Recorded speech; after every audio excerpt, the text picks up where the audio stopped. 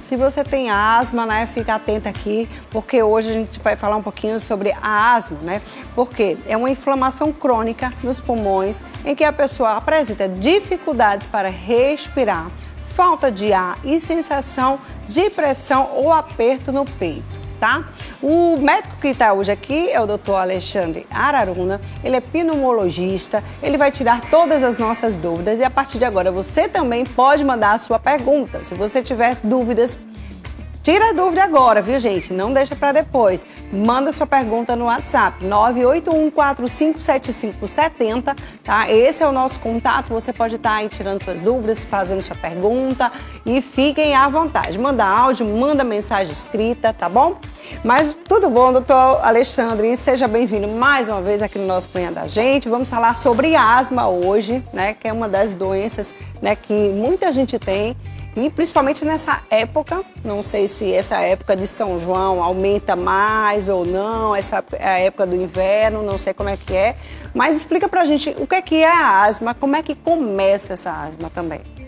Marília, bom dia ao telespectador. Como o nosso amigo e grande pneumologista, o Dr. Sebastião, acaba de falar, a asma, na verdade, é uma causa genética, ou seja, possivelmente de alguém lá de trás, e talvez de minha avó, que talvez nem tivesse tanto sintoma, Marília.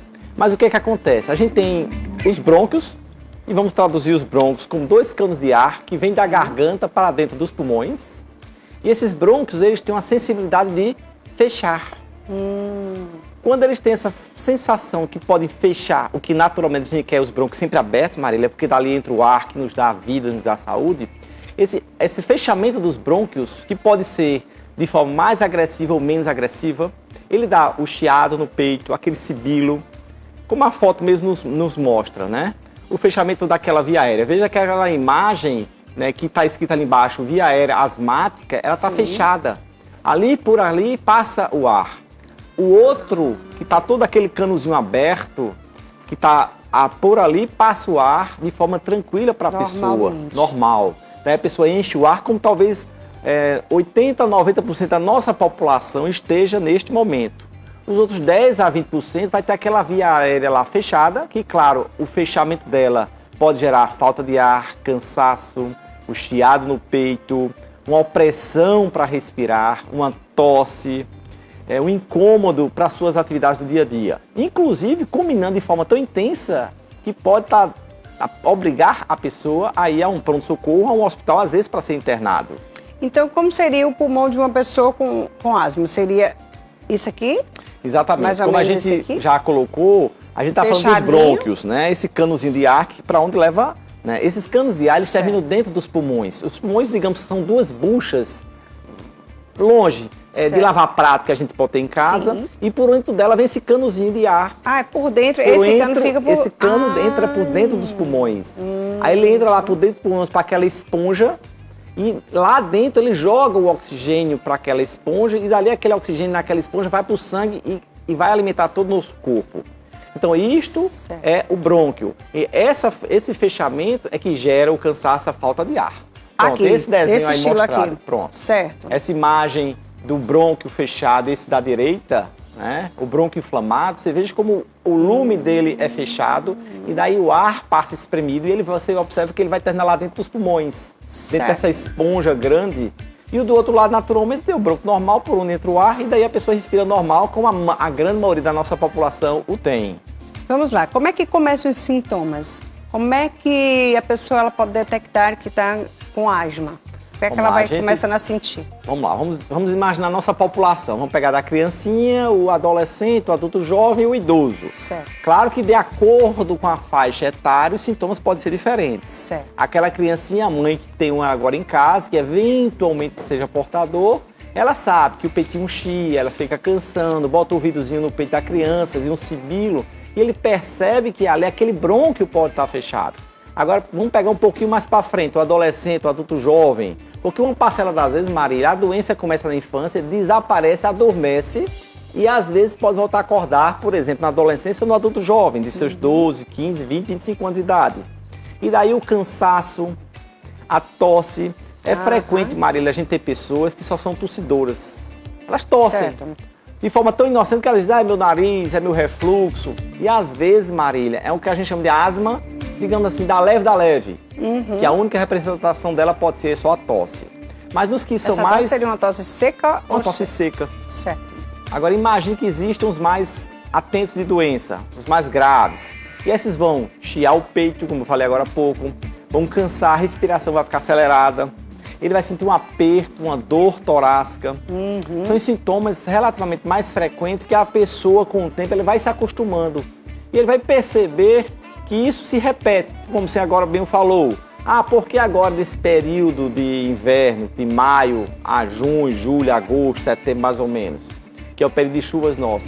Porque aí tem muito a ver, Marília, não só com as exposições, que a gente sabe que é frequente na nossa região Nordeste, mas também com a queda da temperatura, com a mudança brusca. Imagine quem mora, por exemplo, em Campina Grande, Sim. que é uma cidade que você pode acordar com a temperatura lá de 12, 13 graus, e quando dá o meio da tarde está nos seus 27, 28 graus. Ou seja, essa elevação de temperatura abrupta, quente e assim fica aquele negócio, né? esse efeito sanfona de temperatura. Complicado. Então quem é asmático se queixa disso também.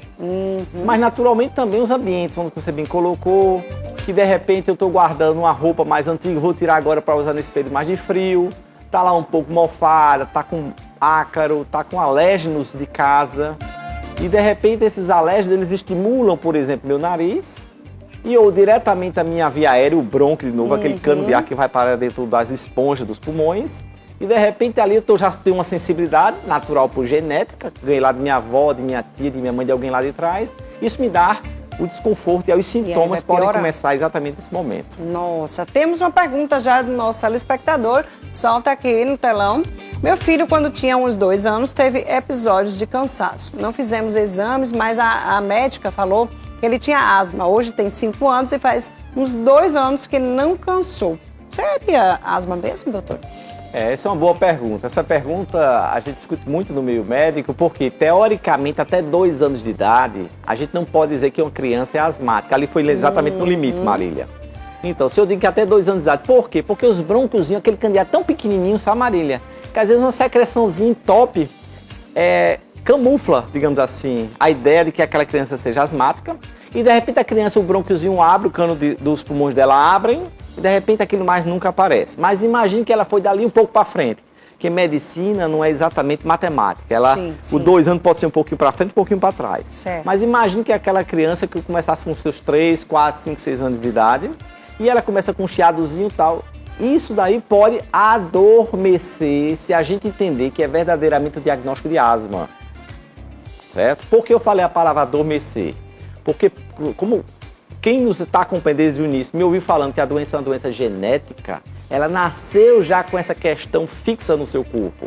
Então a gente está falando que a doença adormece, pode passar a vida toda adormecida, simplesmente dormindo, Marília, e de repente, mas nunca acordar na vida. A gente vai chamar isso de cura.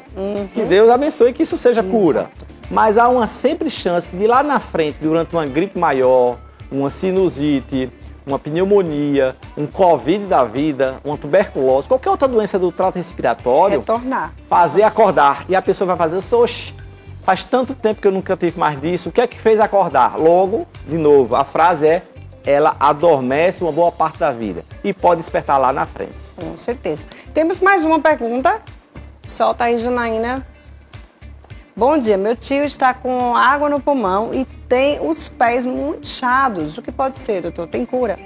Veja lá, a gente está falando de asma, que é uma doença do trato respiratório, que pega os brônquios e que pode, por consequência, incomodar os pulmões. Certo. Quando a gente fala de água no pulmão, né, na verdade a gente pode estar falando de 2 sentidos. A água literalmente no pulmão, encharcado, e aí eu vou ter que imaginar que esse paciente, pelo menos uma boa parte das vezes, tem um problema de coração. Digamos que o coração seja o homem da porteira. Ora, se o homem da porteira não deixa o líquido, o sangue passar, essa água, esse líquido volta e vai para o vizinho chamado pulmão. Então daí é o famoso pulmão encharcado. Mas existe outra propriedade chamada água na pleura, que as pessoas estão muito acostumadas. A pleura é um saquinho que envolve essa esponja que eu acabei de falar, e que ela pode juntar líquido em quem está todo encharcado. Certo. Daí essa ideia dos pés encharcados, inchados, né, me dá logo a impressão de que isto não está localizado só nos pés, está distribuído ao longo do corpo. E aí encharca ou os pulmões ou a pleura. E aí, de novo, a causa primária, embora o agente que vai mostrar o problema seja os pulmões ou a pleura, né, o vizinho, com frequência, que é um da porteira, digamos assim, que eu dei como exemplo, coração. E aí, com certeza, o cardiologista e talvez em associação com um bom pneumologista vai conseguir canalizar melhor, digamos, esse tratamento. Ok. Bronquite e asma tem alguma coisa a ver? É parecido os sintomas? Sim, Marília. Vamos só pegar só o que significa a palavra bronquite. Bronquite, inflamação dos brônquios. Eu acabo de dar o exemplo para nosso telespectador que os brônquios na asma estão inflamados. Logo, certo. eu posso querer traduzir de forma imediata que asma é a mesma coisa que bronquite. De vez em quando as pessoas nem gostam de dizer que ele é asmático. Não, doutor, não tenho asma não. Eu tenho um bronquite. Aí a gente aceita por uma questão só de pessoal. Mas existem outras doenças que também inflamam os brônquios e que é passageiro. Vamos lá, uma pessoa que acabou de ter uma gripe da gota, aquela secreção alta, que a gente vai querer chamar de sinusite, tráqueo, de traqueia e bronquite de brônquio, certo? Que é passageiro, dura 5, 7, 10 dias, por exemplo. As velhas antigas gripes grandes que a gente tinha. Sim. E de repente essa a gente pode tirar todo o sino, o tráqueo e ficar só com a palavra bronquite. De repente, tá vendo como é próximo de novo. E por outra vez, por exemplo, quem fumou, infelizmente o cigarro, aquele maléfico, aquele personagem extremamente agressivo que passa por dentro dos brônquios, e quando ele passa por dentro dos brônquios, ele inflama os brônquios. E o tempo vai ser bronquite, ou seja, também a outra hipótese é a gente ter o nome bronquite, dessa vez para quem é tabagista ou quem foi um grande tabagista. Muito bem. Tem mais uma pergunta, solta aqui. Aqui é Lucy Cleide, de Bahia. Bom dia, meu filho tem 10 anos e ele sempre tem crise de asma. Quando ataca, ele baixa no hospital. Queria saber se quando ele tiver, rapaz, essa asma vai desaparecer. Vai depender muito, né? Vai depender Como você muito. falou, né? Pode estar lá embaixo, pode estar lá em cima, pode descer e subir várias vezes. A genética né? é o determinante, E Marília. tem gente que tem a asma uma asma crônica, como também tem gente que tem uma asma mais tranquila, né? Mais, digamos, uma coisa mais leve. Exatamente. Não tem asma leve? Tem, existe a asma leve, a moderada, a acentuada, a de vez em quando e a sempre. Mas vamos lá, isso a gente sabe que a genética a gente não tem domínio, é com Deus a conta. É exato. Certo? Mas a gente pode, às vezes, orientar e ajudar algumas coisas.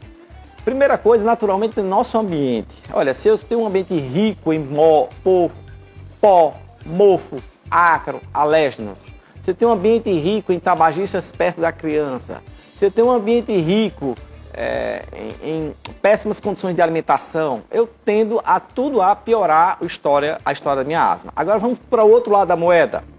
Se eu tenho um ambiente em que eu não exponho a criança a um cigarro, se eu mantenho o quarto arejado, o sol é um grande amigo, o vento, ele limpa, tira todo aquele mofo, pó ácaro.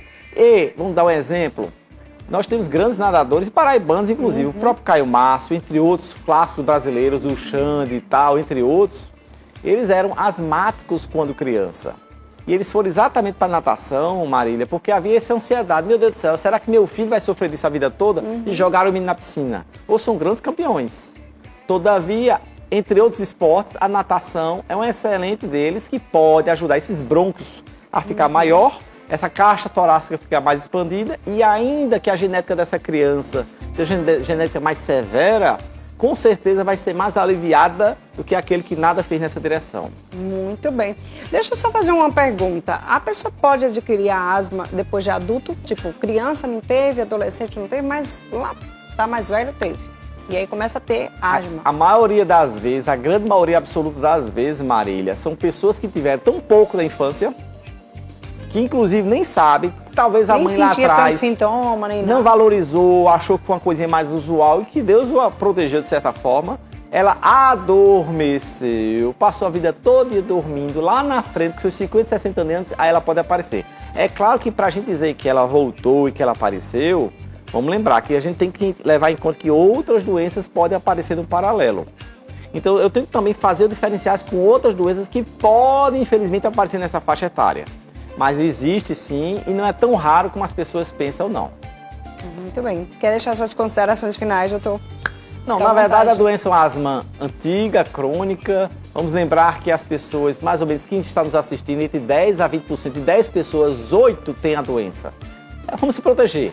São João, festa junina, os fogos, as fogueiras, tudo isso pode estimular ao retorno da asma. Mas faça o seu tratamento, mantenha as suas medicações e que seu médico com certeza vai lhe orientar nesse momento, se eventualmente precisar. Obrigada, viu, doutor Alexandre? Volte sempre, quando quiser, a gente debater outros assuntos aqui, tá bom? É um prazer, Muito obrigada. Marília. Olha aí, ontem foi o aniversário aí do nosso jornalista Felipe Nunes, aqui do Sistema Arapuã. Parabéns, Felipe, Deus te abençoe imensamente.